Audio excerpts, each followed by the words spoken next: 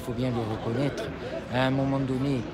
si les blocages de l'État sont largement responsables de la situation actuelle, le fait de ne pas y avoir répondu suffisamment fort participe à nous mettre dans une situation qui ne permet pas les avancées que les Corses espèrent et que nous appelons de nos vœux. Donc il faut remettre en place une stratégie globale qui s'oppose à ces blocages et qui nous permette d'installer une réalité qui deviendra incontournable sur le terrain. Et cette stratégie globale dépasse aussi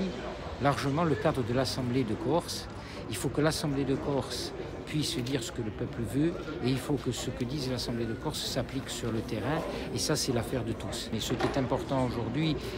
c'est de se retrouver autour d'une table, de rediscuter de tout ça. Si nous avons lancé un appel aujourd'hui, nous verrons bien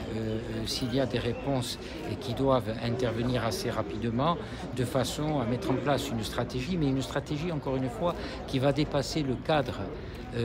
des mouvements et des appartenances partisanes et qui s'adresse à tout le peuple corse, parce que c'est le peuple corse qui a validé un certain nombre de principes. Ces principes, nous tenons à ce qu'ils soient appliqués. Vous avez vu qu'il y a un travail qui a été fait à l'Assemblée de Corse, notamment par la présidence de Jean-Guy Talamoni, par le groupe Corsica Libera, et bien entendu, il y a aussi l'ensemble de la majorité territoriale qui a répondu présente à l'appel dans certains cas.